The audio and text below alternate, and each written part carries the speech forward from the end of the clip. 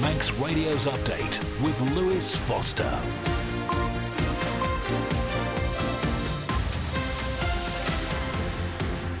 Well, first of my and welcome along to Update on Manx Radio. It's 5 o'clock on Monday the 31st of March and time for a half-hour look at the latest news on the Isle of Man.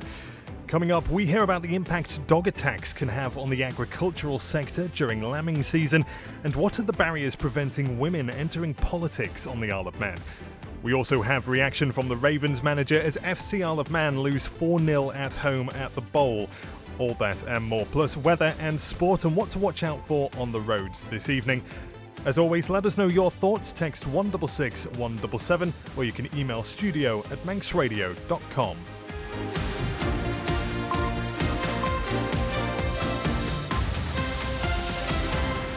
First of all, though, Chanel Suku has the headlines for us. Faster my, Chanel. Faster my.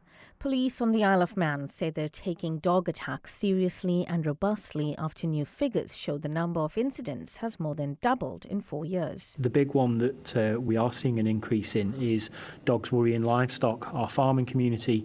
30 attacks were reported in 2024 compared to just 13 in 2021. Onken MHK Julie Edge has criticised the government for releasing a heavily redacted review of school meals.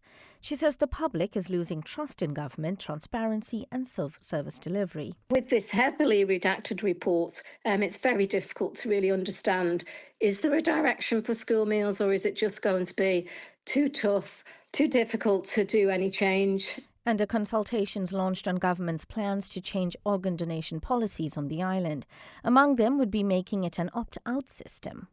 In international news, Virginia Giuffre, one of Jeffrey Epstein's sex trafficking victims, says she's been told she only has 4 days to live after being hit by a bus. The campaigner, who's also accused Prince Andrew of abuse, has tweeted an image from her hospital bed. French politician Marine Le Pen's been banned from standing for public office for 5 years, meaning she can't run in the 2027 presidential election. A court's found she and other National Rally officials diverted EU cash to benefit their own party. And Downing Street says it's expecting the UK to be hit by Donald Trump's global tariffs this week and that the UK government has been preparing for all eventualities. That's your headlines. News at 6. Guru Mayed, thank you, Chanel. Let's take a look at the latest weather forecast from the Ronaldsway Met Office now. Brought to you by Manx Glass and Glazing. Dry with sunny spells to end the day and then becoming clear overnight. Light winds becoming a moderate southeasterly by the end of the night and minimum temperatures 6 degrees. Fine tomorrow with lengthy sunny spells and a moderate to fresh southeast wind. Top temperature 13 degrees. Then continuing dry, settled and mostly sunny for the rest of the week and weekend and temperatures will become warm in places for early April. Who'd have thought?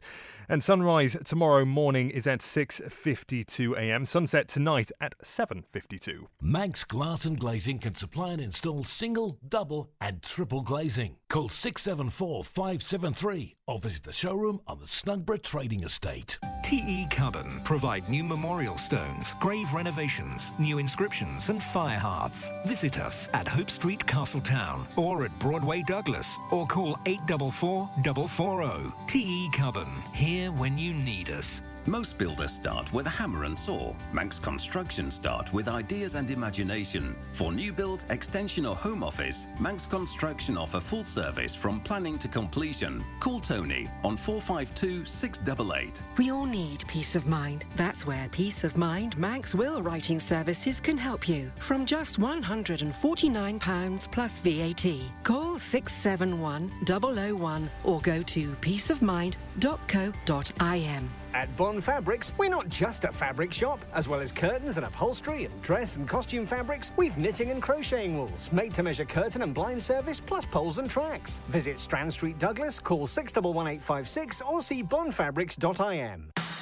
You're listening to the Isle of Man's quintessential daily news and current affairs roundup. Update on Manx Radio.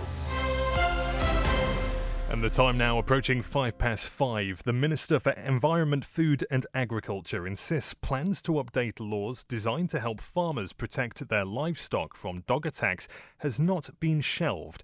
The Manx National Farmers Union has expressed concern that the current legislation leaves grey areas for the police, livestock owners and the courts, and questioned why changes have not been made. Claire Barber is still hoping to bring through changes, but told Christian Jones resources are a challenge. So nothing's been shelved. We had a meeting with the MNFU just a couple of weeks ago where we confirmed that.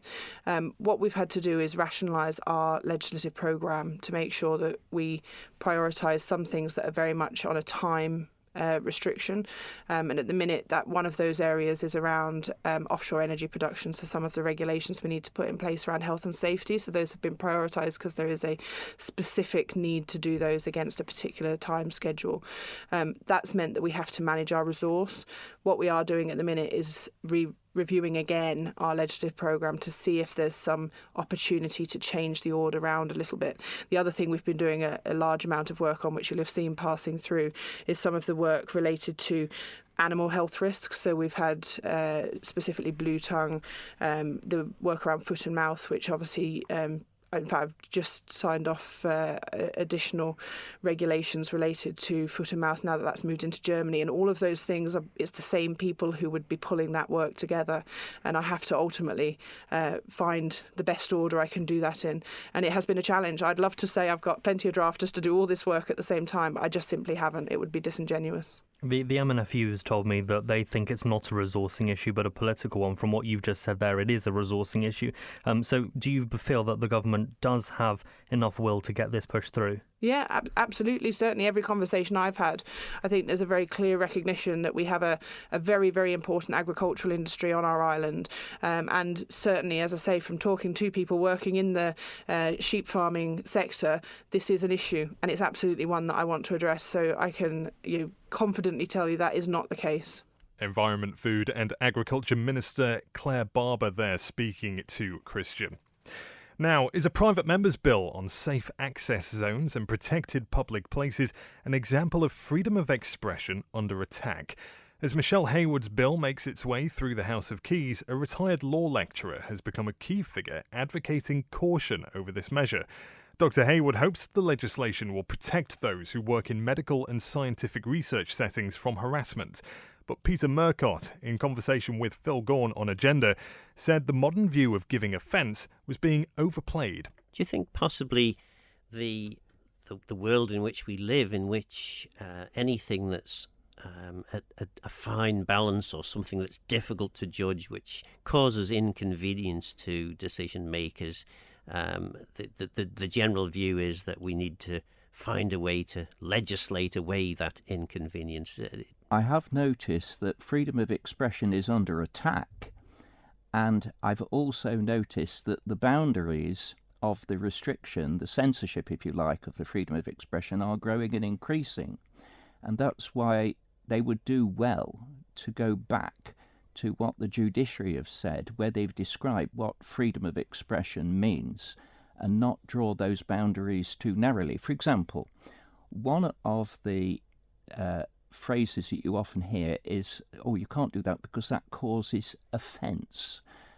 Well, some people would be offended by the fact that someone has a different point of view from them. And that has been a danger that I've noticed has been taking place in this millennium.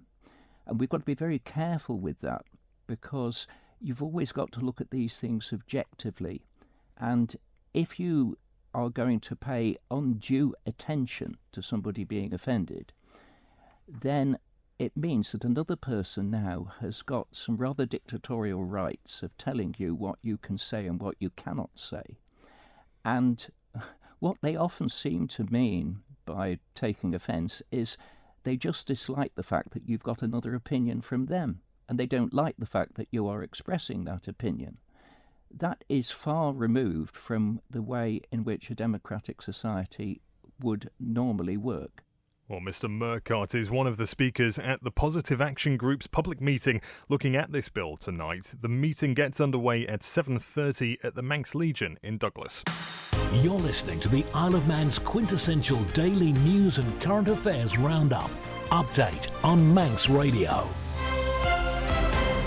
And the time now approaching 5:10. A candidate hoping to retain his seat in the upcoming local elections in Ramsey says he would like to carry on making the local authority as open and transparent as possible.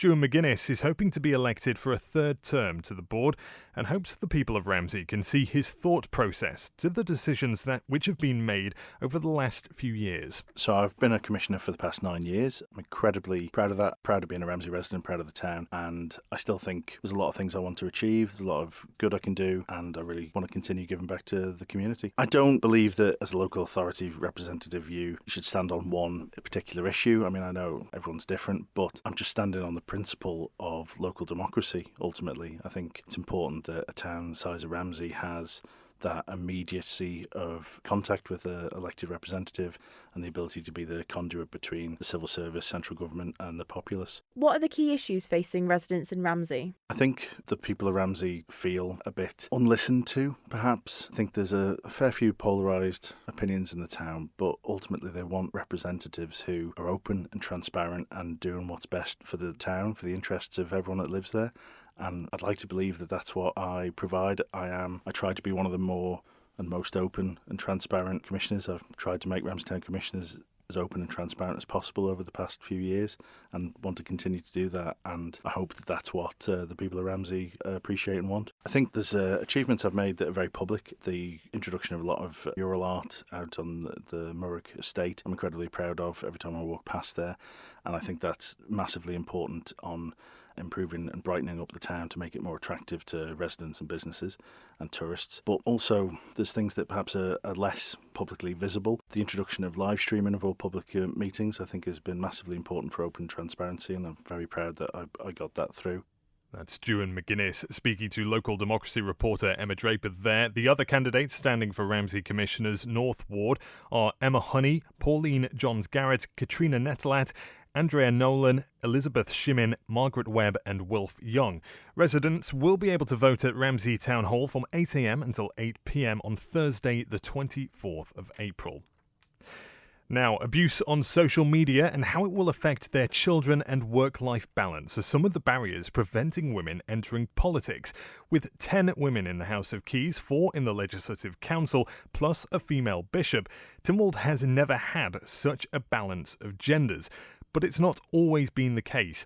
Professor Peter Edge and Dr. Katrina Mackey have been examining the history of women in Manx politics and speaking to Phil Gaughan. If you read some of the Hansard from the late 20th century, it is tremendously unedifying. And if you were a woman reading the newspapers at the time or attending the chamber yourself, you may think, there are many ways I can serve the Manx community. Why on earth would I put myself through this? So I think those were a couple of the reasons. As we talked to women, and we found really interesting when we talked to who had considered standing but then chose not to, I think one of the things that struck us as really quite surprising was the social media element. Yeah, and also I think there is a trajectory through here from the kinds of attitudes towards women politicians in the 20th century that we see coming out, even through Hansard, that were the kind of views that were being expressed in the Keys and in Tynwald, right through to attitudes towards women politicians now. And for a lot of the women who we spoke to, those who did decide to stand had considered this, and those who didn't decide to stand, this was a major issue for them. It was that, why would I put myself in the public eye when I know what kind of a backlash I'm going to get? And not only what impact is that going to have on me, but what impact is that going to have on my family, my children? What is the talk in the playground going to be like for my children when their mother is being lambasted in the media, whether it's on Manx Radio, whether it's on social media?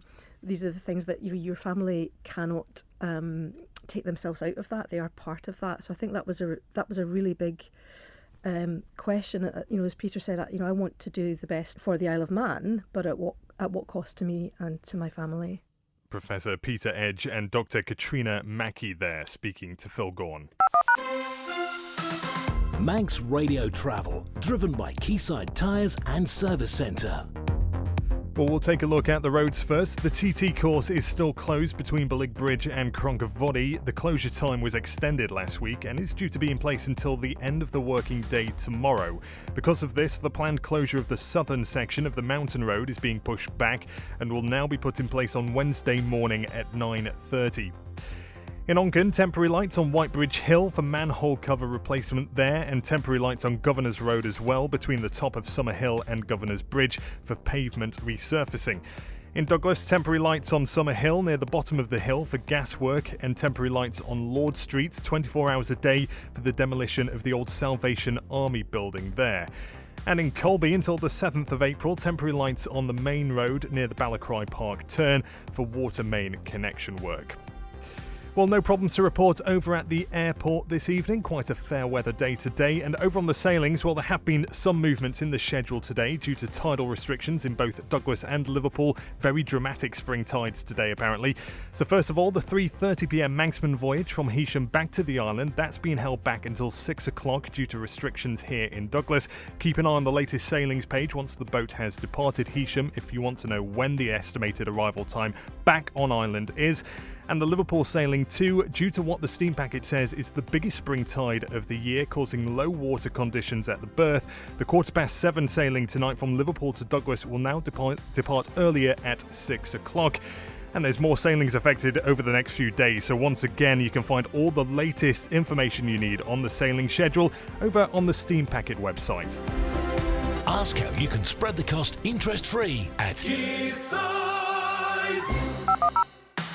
You're listening to the Isle of Man's quintessential daily news and current affairs roundup.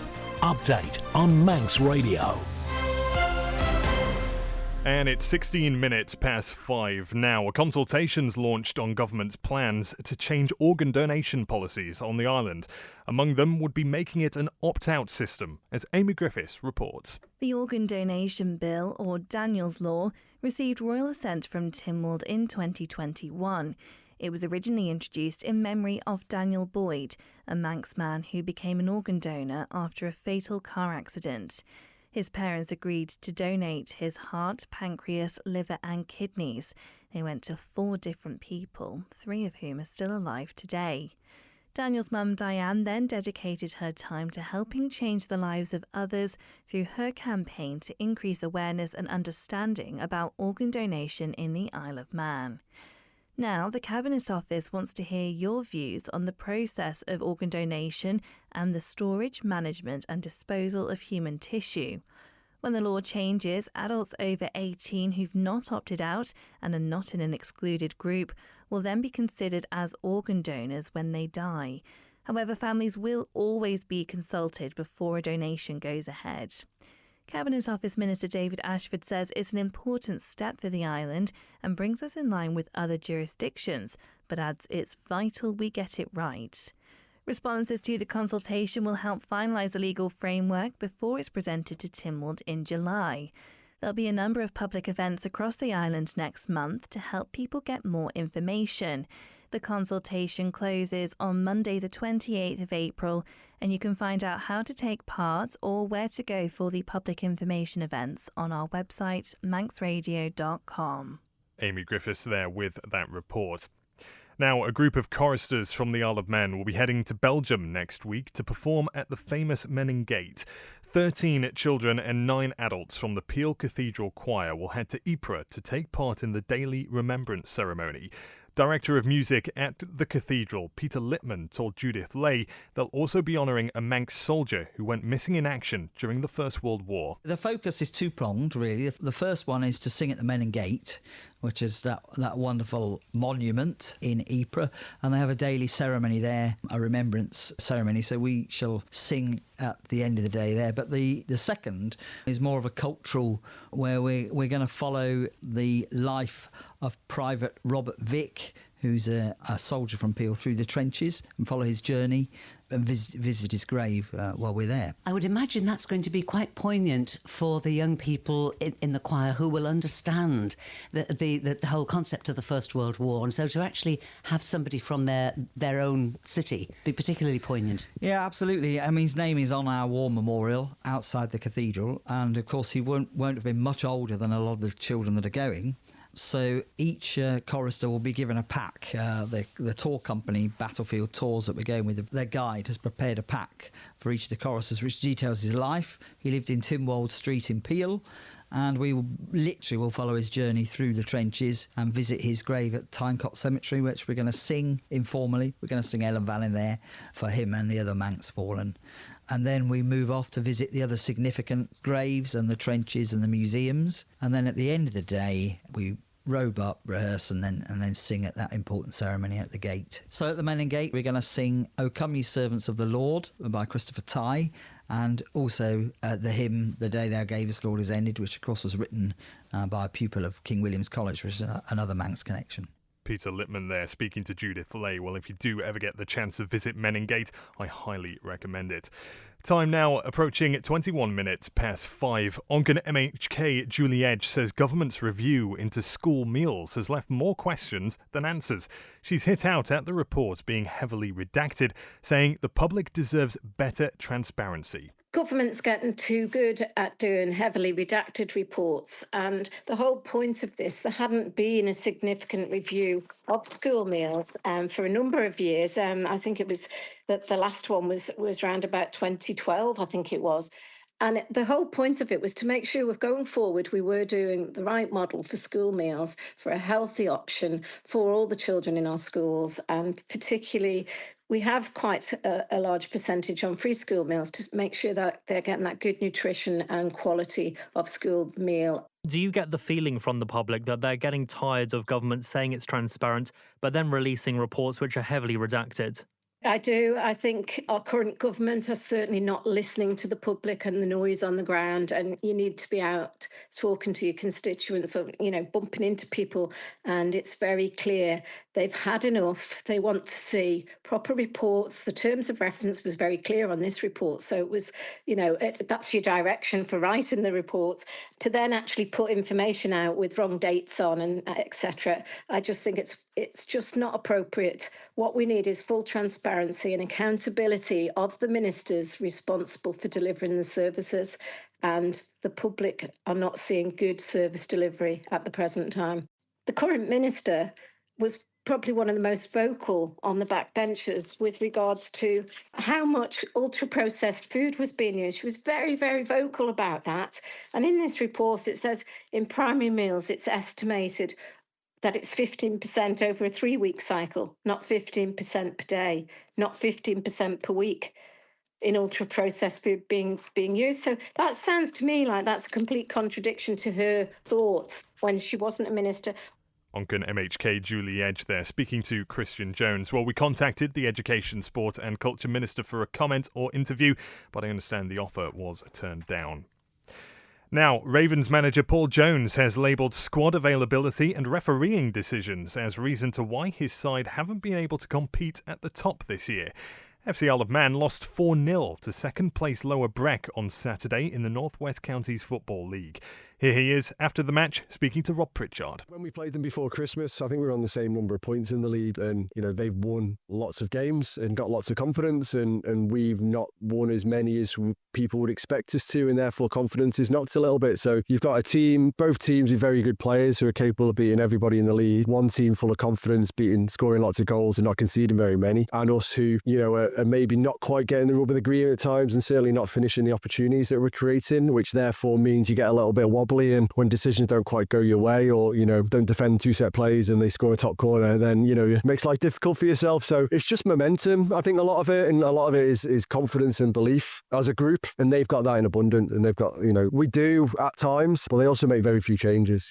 We are making 5 changes to every squad on average and 3 changes to every team, and most of that isn't down to me being a tinker, and it's mainly down to availability. So most teams in the league, unfortunately, I'm a bit of a geek and we've done the maths, it's less than 2 changes more often than not to squads and teams week in and week out, and we're nowhere near that at the moment, and that shows at times on the pitch when it's a little bit disjointed, and we really want to kick on then we need the players and everybody to step up. It seemed quite a close first 45 apart from the goal right on the stroke of half time, and then they just seemed to find an extra gear or 2 really. So what meant that you maybe weren't able to match that? I don't think they actually found another gear. I think we just dropped off. I think we weren't doing what we were meant to be doing, and we weren't doing it as a as a kind of cohesive 11-man unit. So teams like that sniff blood, and when they sniff blood in the water, then they push on even harder. And we can match any team in the league on our day, but we need to do that over 46 games and 95 minutes every game, and we didn't do that tonight, and that will ultimately cost us.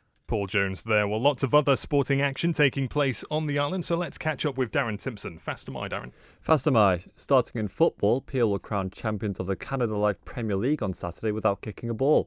This was due to Foxdale's defeat to Russian, which meant it's now mathematically impossible for any team to catch the Westerners. Elsewhere, Braddon were also confirmed as league winners after they drew with Governors Athletic in the Arden and Druggan Division 2. They only needed a point to confirm the title, even if Rycob won their game.